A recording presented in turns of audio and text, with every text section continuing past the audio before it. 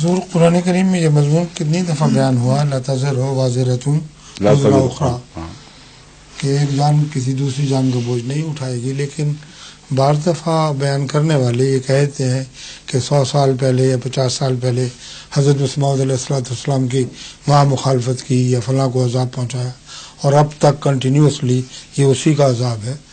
تو ہم بہت قریب آ جاتے ہیں مسئلہ کفارہ کے اس طرح بیان کرنے میں. نہیں، جو بیان کرنے اس طرح بیان کرنے میں ممکن ہے آپ قریب آ جائیں، مگر اگر صحیح بیان کریں گے تو قریب آ ہی نہیں سکتے. جی وہی میں بات یہ ہے کہ کسی قوم کو اس کے ایسے جرم کی سزا نہیں دی جاتی جو اس کے ماں باپ نے کیا ہو، سوائے اس کے کہ وہ جرم کرنے کا رجحان اور اس کی عادتیں ان کے اندر پیوستہ ہوں اور نہ تبدیل ہوں. ان اللہ لا یغیر ما بقوم حتی یغیروا ما بانفسہم، یہ دونوں طرف چلتا ہے. ایک جگہ نعمت کے مضمون سے بھی خدا نے باندھا ہے اس کو، جس کا مطلب ہے کوئی نعمت خدا دے کر واپس نہیں لیتا جب تک قوم اپنی حالت خود تبدیل نہ کرے.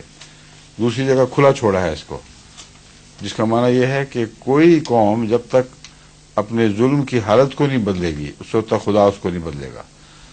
تو شروع ہوتا ہے اس وقت ظلم کا بدلہ عذاب کی صورت میں، میرا مطلب ہے اس وقت شروع ہوتا ہے جبکہ کوئی خدا کی طرف سے نذیر آیا ہوا ہو اور کوئی قوم اپنے ظلم اور تعدی میں اس سے ٹکر لے.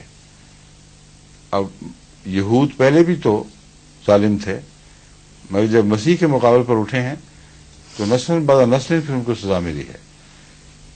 پہلے لوگوں کے گناہوں کی وجہ سے نہیں، ان لوگوں کے گناہوں کی وجہ سے جنہوں نے اپنے پرانوں کا حال دیکھ کر عبرت حاصل نہ کی اور ظلم اور تعدی میں اور سخت دلی میں اسی طرح قائم رہے جیسے پہلے ہوتے تھے.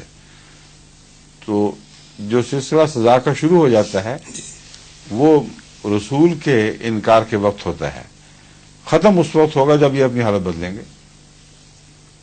لا تزر والا مضمون تو یہاں اطلاق ہی نہیں پا رہا، یا پاتا ہے تو بالکل صاف کھلا انصاف کے معنی میں پاتا ہے. سمجھے؟